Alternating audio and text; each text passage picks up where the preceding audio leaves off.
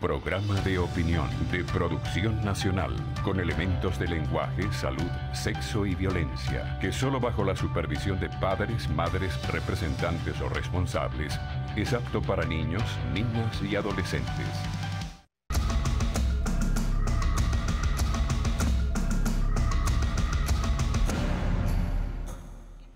Muy buenos días. Voy a conversar con Enzo Betancur, él es presidente del Colegio de Ingenieros de Venezuela. Enzo, en este momento, ¿cómo está el desarrollo de la ingeniería en Venezuela? ¿Y cómo está el ingeniero desde el punto de vista social? Yo diría, buenos días, Carlos, a ti y a todas las personas que nos ven en tu prestigioso programa. Y gracias a Televen una vez más por la invitación. Pero siento que la respuesta tiene que ser integral, no solamente en sector, cómo está el país, cómo están los colegas. Los colegas van en sintonía y en paralelo como vaya el país. La crisis que actualmente tiene Venezuela nunca la habíamos visto los venezolanos, sobre todo los venezolanos de esta generación mía, que prácticamente nacimos en democracia y nuestro desarrollo profesional, humano, social, de progreso, de iniciativa, de creación, de superación social, la hemos vivido en democracia. Y el país hoy está inmerso en una profunda, pero profunda crisis.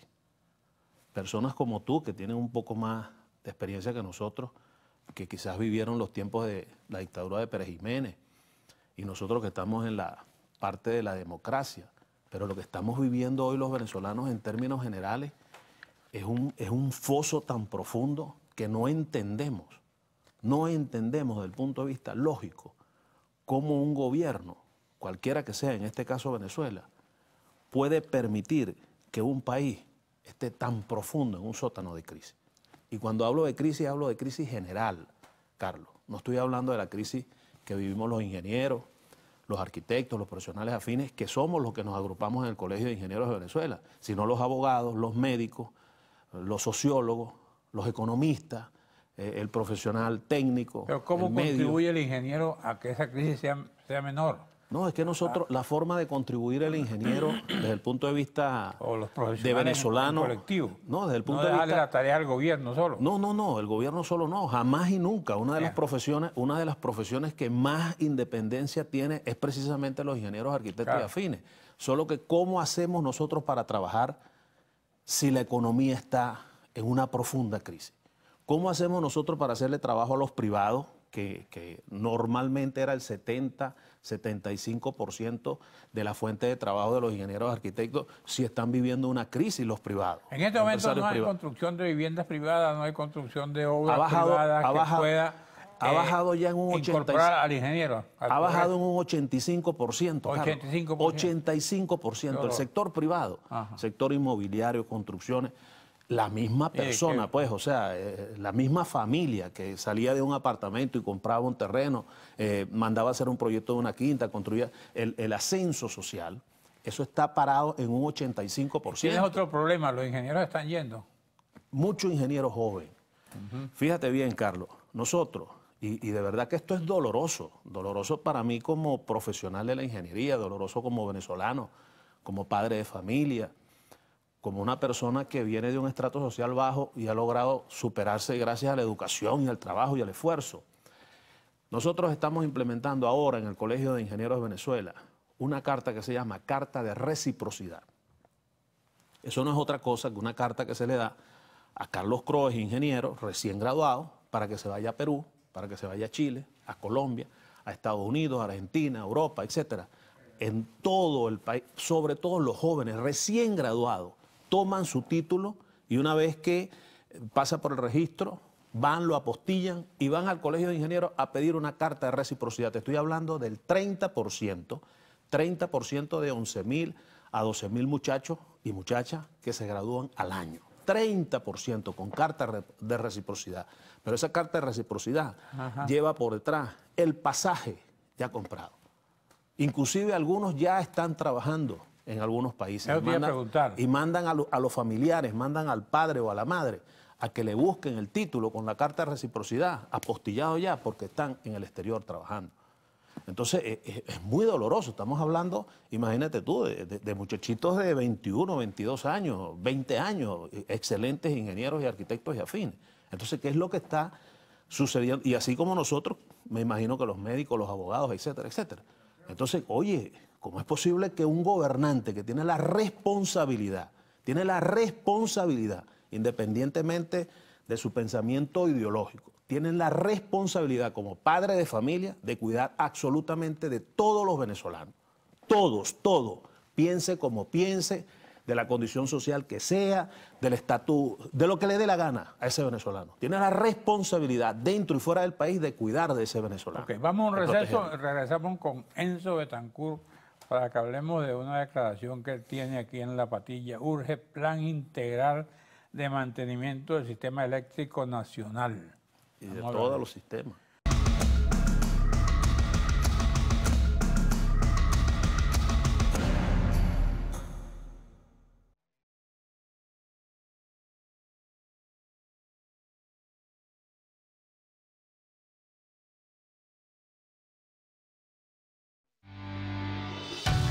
Estás viendo Regiones.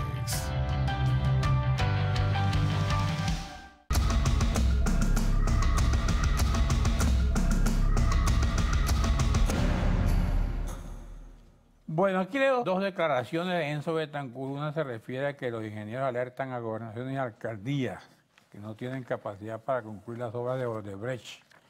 Y luego el planteamiento que hacen sobre el sistema eléctrico nacional. Háblame de eso. Vamos a comenzar con lo de Odebrecht, que es más cortico. Dígalo pues.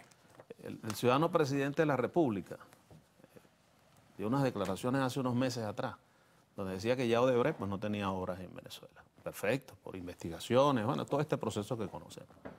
Y que él tomaba la decisión de darle esas obras. Estamos hablando de la culminación de Tocoma, ¿ok?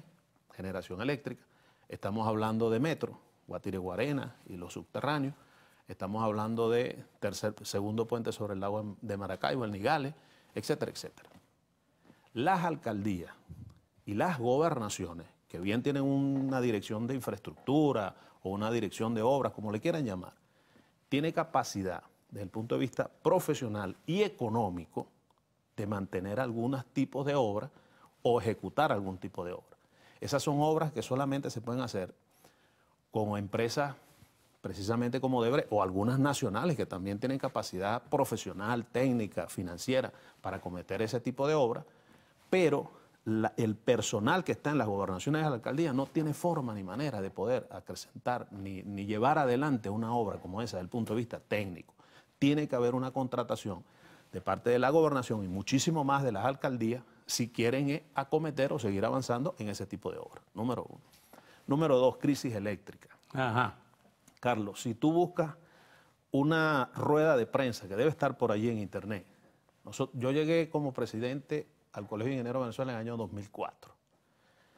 En el año 2000, a finales del año 2004 dimos la primera rueda de prensa informativa al gobierno nacional con el difunto presidente Chávez vivo, informándole de la situación de muchos sectores, pero en este caso específico estamos hablando del sector eléctrico. Y le recomendamos al presidente Chávez, a usted se le entregó un informe por el cambio de ministro que hubo en aquella oportunidad, creo que era Araque, el que estaba de ministro de Energía.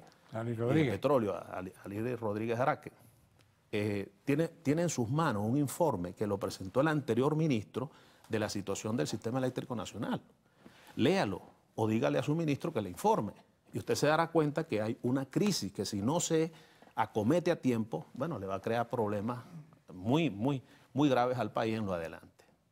Presidente Chávez, eso fue a finales del año 2004 que lo hicimos. En el año 2006, 2007, volvimos a dar una rueda de prensa afirmando que la crisis se había profundizado. Y recuerdas tú que en febrero del año 2007, hace 11 años atrás, el presidente Chávez declaró la primera emergencia eléctrica.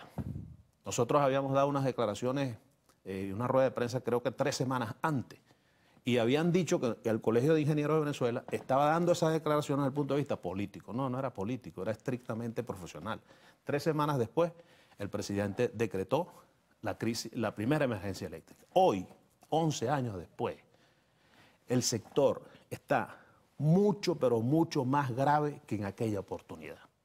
Entonces, nosotros hemos dado, no recuerdo qué cantidad, inclusive la Sociedad de Ingenieros Eléctricos hace unas semanas atrás dio una rueda de prensa explicando lo que estaba pasando con el sistema de generación, con el sistema de transmisión, con las líneas, con el mantenimiento, con todo lo que tenía que ver con el sistema nacional. ¿Qué es lo que ocurre? Lo que ocurre ¿Qué es lo que no funciona?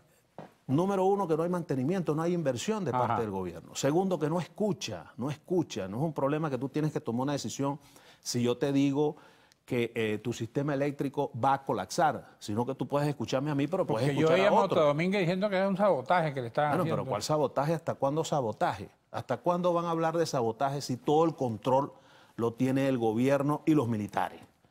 Entonces, o hay dos cosas. Si sigue habiendo sabotaje, entonces porque el sistema de seguridad del sector eléctrico sencillamente no funciona. Entonces, ¿quiénes son los culpables? Los que tienen el poder de tener la seguridad de controlar. ¿Cuáles son las zonas más críticas, a tu juicio? La zona de los Andes. La zona de los Andes. Se vive mucho más profundo en el Zulia, por el calor que hace en el Zulia, y la zona de Oriente. Pero yo diría que la zona más crítica es la zona de los Andes. Tú que eres de Falcón, toda esa línea costera que hace mucho calor.